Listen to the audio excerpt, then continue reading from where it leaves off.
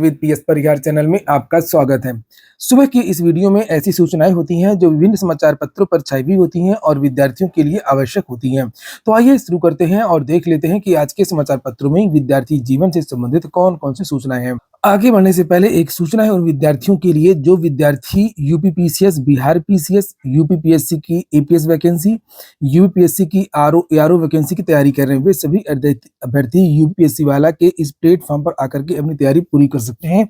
यहाँ आप लोग देख सकते हैं दिवाली ऑफर समाप्त होने वाला है जिसमें कीमतें बहुत कम कर दी गई थी। जैसे आप लोग यहाँ पर देख सकते हैं आरओ एआरओ के लिए जो बैच चल रहा है उसकी जो फीस है वो मात्र 1199 रुपए रखी गई है और ये प्री कम मेंस बैच है। इसमें अगर आप लोग एक कोड का प्रयोग करेंगे PSP 200 तो आप लोगों को 200 रुपए की अतिरिक्त छूट भी मिल जाएगी। इसी तरीके से बिहार पीसीएस के लिए भी बैच लॉन्च हो गया। 17वीं बीपीएससी के लिए फाउंडेशन बैच है, बाइलिंगुअल है, फीस 3499 रुपए है। इसमें आप एक कोड लगा दीजिए PSP 500 तो आप लोगों को 500 रुपए की और छूट मिल जाएगी और ये कोर्स आपको मात्र 3000 रुपए में मिल जाएगा।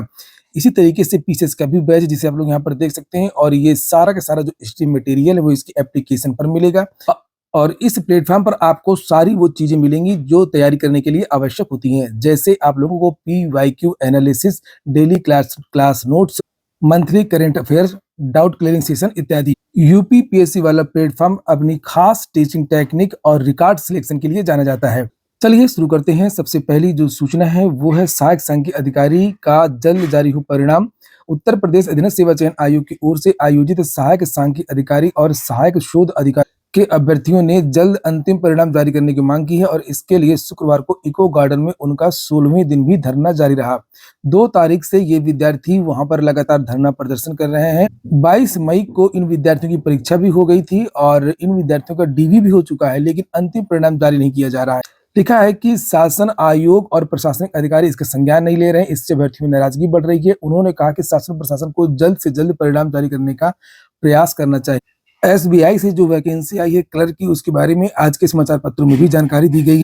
लिखा है जूनियर एसोसिएट के पदों पर निकली भर्ती, 8283 पद हैं और अंतिम तिथि 7 दिसंबर है। 17 नवंबर से इसके लिए आवेदन शुरू हो गए। 20 से 28 वर्ष के बीच के युवा आवेदन कर सकते हैं। वेबसाइट है sbi.co.in।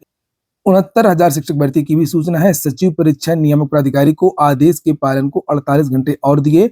69,000 सहायक अध्यापक भर्ती प्रकरण में इलाहाबाद हाईकोर्ट ने सचिव परीक्षा नियामक प्राधिकारी अनिल भूषण चतुर्वेदी को आदेश का पालन करने के लिए 48 घंटे की मोहलत और दी है और साथ ही गलत उत्तर कुंजी जारी करने पर 1 अंक बढ़ाने के आदेश पर अमल की अनुपालन आख्या तलब की है।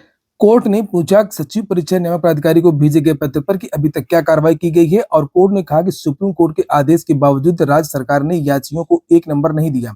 कोर्ट ने अनुपालन रिपोर्ट मांगी थी लेकिन आदेश का पूरी तरह से पालन नहीं किया गया। याचिकाओं का पक्ष अधिवक्ता अनुराग त्रिपाठी और राहुल कुमार मिश्र ने रखा।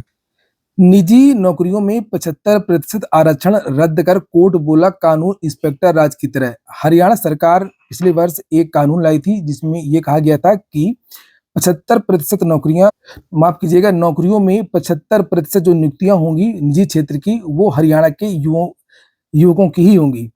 लिखा है पंजाब हरियाणा हाईकोर्ट ने शुक्रवार को हरियाणा सरकार को झटका देते हुए निजी क्षेत्र की नौकरियों में स्थानीय युवाओं को 75% आरक्षण देने वाले कानून को असंवैधानिक करार देते हुए रद्द कर दिया। हाई कोर्ट की जीएस संधावालिया पर आधारित खंडपीठ ने कहा कि यदि इस कानून को मंजूरी दी गई तो हर राज्य ऐसा ही करेगा। देश के भीतर कृत्रिम दीवार खड़ी हो जाएगी। यह कानून इंस्पेक्टर राज की याद दिलाता है। हरियाणा सरकार ने नवंबर 2021 में हरियाणा राज्य स्थानीय उम्मीदवारों को रोजगार अधिनियम की अधिसूचना जारी की थी। 15 जनवरी 2022 से यह कानून लागू भी हो गया और औद्योगिक संगठनों ने हाई कोर्ट में याचिका दायर की थी। उन्होंने दलील दी थी कि उन पर कर्मचारी की नियुक्ति से जुड़ी शर्त नहीं लगाई जा सकती है। उद्योग कौशल के आधार पर कर्मचारी का चयन करते हैं और यदि नियोक्ताओं से कर्मचारी चुनने का अधिकार ले लिया जाएगा तो उद्योग कैसे आगे बढ़ेंगे। यह कानून उन युवाओं के संवैधानिक अधिकारों का हनन है जो अपनी शिक्षा व योग्यता के आधार पर देश के किसी भी हिस्से में नौकरी करने के लिए स्वतंत्र है। इस तरह के कानून और भी राज्य सरकारें लाई थी। यहाँ पर लिखा हरियाणा समेत 6 राज्यों ने घोषणा की मगर लागू कहीं पर भी ये नहीं हो पाया और शायद यही कारण था कि बिहार सरकार ने शिक्षक भर्ती में डोमिसाइल नीति का पालन नहीं किया। यहाँ पर आप देख सकते हैं कोर्ट ने कहा कि जन्म के आधार पर आप भेदभाव नहीं कर सकते हैं। अगली सूचना उत्तर प्रदेश लोक सेवा आयोग की है।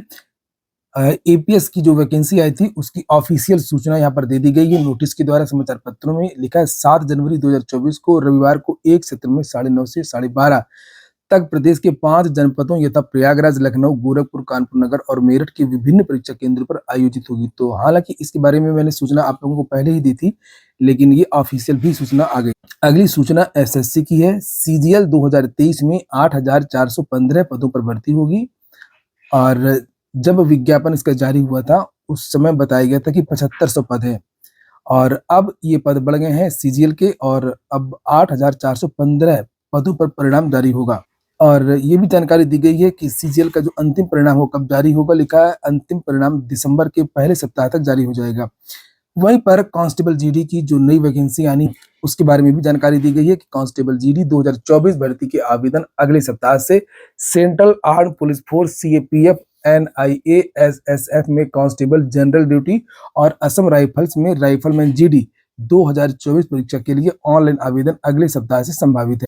तो एसएससी ने परीक्षा कैलेंडर जो जारी किया था उसमें 24 नवंबर की डेट बताई भी थी कि 24 नवंबर तक नोटिफिकेशन है वो जारी हो जाएगा। इस बार भी पदों की संख्या ज्यादा हो सकती है, जिस प्रकार पिछली बार पदों की संख्या काफी ज्यादा थी। अगली सूचना है बिहार की। लिखा स्वास्थ्य विभाग में 1.5 लाख पदों पर भर्ती होगी और कहाँ पर भर्ती होगी उसके बारे में भी यहाँ पर लिखा हुआ है, किन किन पदों पर भर्ती होगी। जैसे यहाँ पर लिखा हुआ है कि पब्लिक हेल्थ कैडर, इसमें एमडी पीजी पास चिकित्सक रहेंगे। ये प्रखंड व जिला अस्पतालों में चल रही योजनाओं को क्रियान्वयन करेंगे। हेल्थ मैनेजमेंट, इसमें पीजी पास 70% चिकित्सक होंगे, जबकि 30% पदों को एमबीए पास अभ्यर्थियों से भरा जाएगा। ये अस्पतालों का प्रबंधन संभालेंगे। टीचिंग, मेडिकल कॉलेजों में अध्यापन के लिए ये कैडर होगा और इस कैडर के माध्यम से वैश्विक महामारी से निपटने में सुविधा होगी। साथ ही कैडर में इन दिनों तेजी से बढ़ रही स्वास्थ्य समस्याएं मसलन diabetes, hypertension, cancer, mental health के लिए समर्पित व्यवस्था होगी और स्पेशलिस्ट की भी भर्ती होगी। इसमें पीजी पास, क्लिनिक मेडिसिन, स्त्री रोग विशेषज्ञ, सर्जन आदि विशेषज्ञ चिकित्सकों को रखा जाए। वहीं पर आगे लिखा है कि शिक्षा विभाग, बिहार पुलिस सहित सरकार के अन्य विभागों के बाद अब स्वास्थ्य विभाग में बहाली की प्रक्रिया शुरू कर दी है। विभाग में लगभग 1.5 लाख पदों पर भर्तियां होंगी। इसका प्रस्ताव वित्त विभाग को भेज दिया है। जल्द ही इसे कैबिनेट में ले लिया जाएगा और इसके बाद में बहाली की औपचारिक प्रक्रिया शुरू हो जाएगी। तो स्वास्थ्य विभाग में जितने प्रकार के पद होते हैं, विभिन्न प्रकार के पदों में भर्तियां होंगी, जिन्हें आप लोग यहाँ पर देख सकते हैं। नेट यूजीसी दिसंबर सत्र की परीक्षा का जो कार्यक्रम है वो जारी कर दिया गया, जिससे आप लोग यहाँ पर देख सकते हैं 6 से लेकर के 14 दिसंबर तक परीक्षाएं होंगी। लखनऊ विश्वविद्यालय संविदा शिक्षकों के 126 पदों पर आवेदन शुरू हो गए हैं। यहाँ पर लिखा है कि लखनऊ विश्वविद्यालय में 126 संविदा शिक्षकों की भर्ती के आवेदन शुरू हो गए हैं। अनारक्षित ओबीसी ईडब्ल्यूएस अभ्यर्थियों के लिए आवेदन शुल्क 1500 रुपए, एससी एसटी वर्ग के लिए 1200 रुपए तय किया गया है। अभ्यर्थी लखनऊ विश्वविद्यालय की ऑफिशियल वेबसाइट पर जाकर के 7 दिसंबर तक आवेदन कर सकते हैं। यूपी बोर्ड की प्रयोगात्मक परीक्षाएं 25 जनवरी से होंगी। जेईई मेंस का पाठ्यक्रम कम कर दिया गया है, लेकिन फिजिक्स, केमिस्ट्री, गणित के कोर्स में बदलाव हुआ है। जेईई एडवांस में कोई परिवर्तन नहीं किया गया है। जेईई मेन के लिए 30 नवंबर तक आवेदन कर सकते हैं। 69,000 शिक्षक भर्ती का एक और विवाद है आरक्षण का, जिसको लेकर के कल बहुत सारी छात्रों ने प्रदर्शन किया। अभ्यर्थियों को हटाने के दौरान पुलिस ने उनकी नोकझोंक व धक्का मुक्की भी हुई। पुलिस कर्मियों ने प्रदर्शनकारी अभ्यर्थियों को जबरन बस में बैठा करके इको गार्डन भेज दिया। ये अभ्यर्थी नियुक्ति की मांग को लेकर के बीते 102 दिनों से इको गार्डन में धरना दे रहे हैं।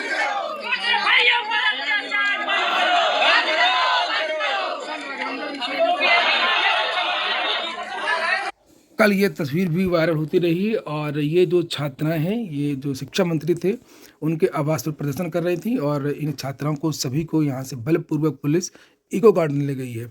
तो ठीक है दोस्तों, ये हो गया आज का वीडियो आपको अच्छा लगा हो, आपके काम को तो लाइक अवश्य कर दें। जिन छात्रों ने चैनल को सब्सक्राइब न किया हो सब्सक्राइब कर लें। पूरा वीडियो सुनने के लिए बहुत बहुत धन्यवाद। और हाँ, जो विद्यार्थी अभी तक टेलीग्राम से ना जुड़े हों तो टेलीग्राम चैनल से भी जुड़ जाएँ। उसकी लिंक मेरे प्रत्येक वीडियो के डिस्क्रिप्शन में उपलब्ध रहती है।